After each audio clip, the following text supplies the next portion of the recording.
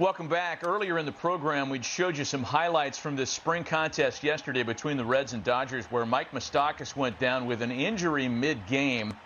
He left with a shoulder injury, and there is follow-up on it this morning. Everybody had a kind of a nervous moment thinking one of the Reds' primetime players might be lost. But according to Bobby Nightingale, who covers the Reds beat, David Bell, Reds manager, says Mike Moustakas is okay. Little further context on his status. Moustakas came out of the game after landing on his left shoulder. Some initial pain, but Bell says he has full range of motion when he was examined. Good news, and we wanted to make sure we paid that off after watching those spring highlights. Leading the league in information today is the man who scooped a big story. According to the New York Post's Joel Sherman, our friend and colleague here at the network, there will be a number of rules changes for the 2022 season, the likes of which we had speculated about for years, but Joel broke the story in the Post, and he's being credited with all the information, so we went right to the source, to Joel himself. What about these rules, Joel? Good morning. Good morning, Matt. Good morning, Harold. So I think there's 3 new rules and one that isn't even included in the rules. We're just going back to something old. So why don't I start with that? This won't even be in the rules, which is we've eliminated 7-inning double headers. We're back to 9-inning games all the time. The 3 rules that will be in place is rosters will move from 26 to 28 players through May 1st. And a team can have as many pitchers on their roster as they like. Remember, when they drop back to 26 on May 2nd, it's got to be half the roster, 13 pitchers. This is essentially for the pitching to make sure with a 3.5-week spring training, guys won't be built up arm-wise by the start of the season, April 7th. So this will give extra arms to get through essentially the first 3 weeks, month of the season. The second rule is the return of the replacement runner put at second base to begin extra innings. So every half inning, starting in the 10th inning, it will be runner on second, no outs. We've seen this the last couple of years. That rule is just for 2022. It would have to be negotiated further between the players and the Players Association and MLB if it's going to be 2023 and further.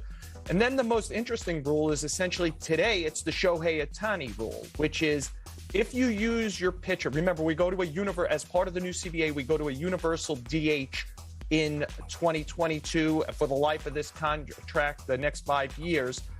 So the DH is all 30 teams. If you use your pitcher as a designated hitter, and right now the only team likely to do that, the only player likely to do that is the Angels with Shohei Ohtani. Even if he's removed as a pitcher, he gets to stay in as a hitter for the rest of the game. I wonder if that one of those encouragements is we start to see in baseball on the amateur level more pitchers trying to hit and be two-way players, and we get a more interesting kind of player coming into the game because this allows you to pitch and continue to hit even when you're removed from the game. Yeah, Joel, I like that rule. Oh, I'm sorry, Matt. Go ahead, H. No, go ahead. I was going to say I like the Ohtani rule for amateurs. The problem I have with it at the big league level is we've taken away all the strategies now. You know, by going to DH in both the National League and American League, we're not seeing a double switch that often. We're not seeing all those rules that were basically National League game. For me, you sit here and you have a DH, you take the pitcher out. I'm sorry, it just doesn't sit right. I feel like we've taken the strategy away from the game. I would want to force the Angels or whoever it might be to make that pitcher have to go out. Do I want to make a decision? Is he going to have to pitch more? Are they going to lose him? Will he get to hit next time around? How do you do that? I just think that is intriguing for our sport. And we're taking out strategies that just kind of make the game, in my mind. You can react. So Harold, what I would say is once the sport decided to go to a universal DH, that strategy was removed. At this point, we're talking about one team and one player for this season that this will really impact, unless all of a sudden the Diamondbacks are batting Madison Bumgarner besides just having him start, or the Mets are allowing Jacob deGrom to hit. And I can't imagine any of those situations. So while I hear you, I mean, we are talking about such a small, once we have a universal DH, we're talking about one team and one player today. And I wonder if the better trade-off long-term, Harold, as we try to look for more athletic players who do more interesting things, is who's the next Shohei Ohtani and the one after that? Because there's now a rule that will allow a pitcher to continue to hit if he's able to do both things like Ohtani does.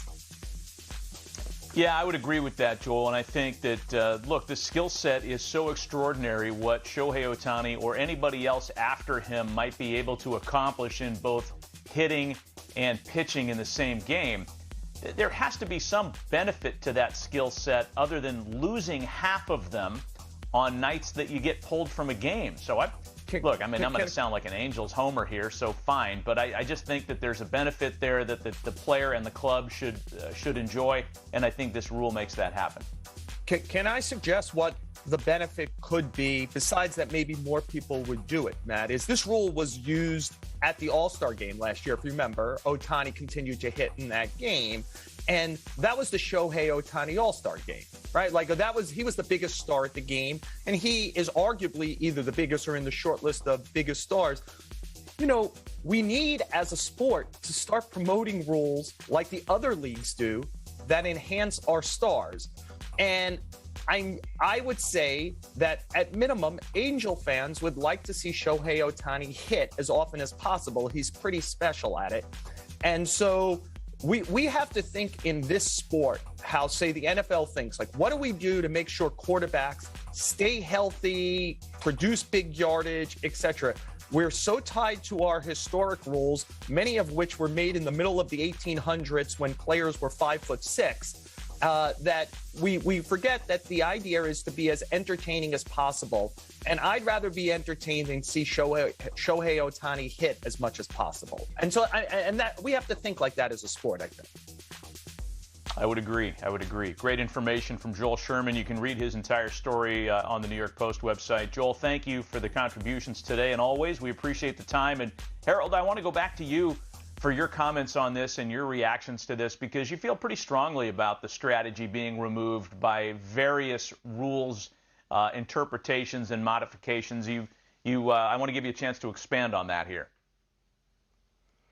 Well, I just feel like one of the beauties of our sport is being able to set up a team to force them to have to make moves. And whether that's pitching changes or double switches. We've taken out the slide rule at second. You know, certain guys were afraid somebody might slide in hard on them. You remove that guy, he can't play that position. You know, we've taken that away. We've allowed a third baseman now to essentially play second base.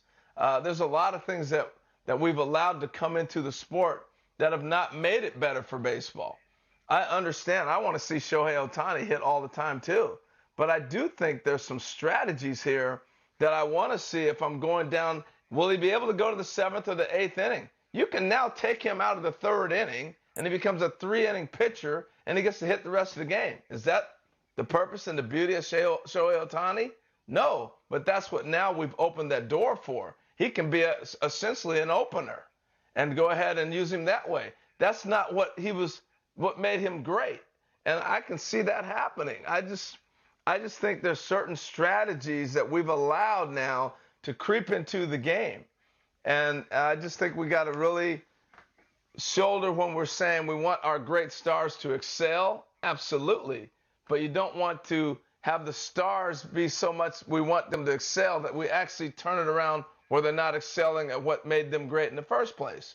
So Ohtani's great because he may throw 7, 8, or 9 innings, and he might hit a 2-run homer to win it.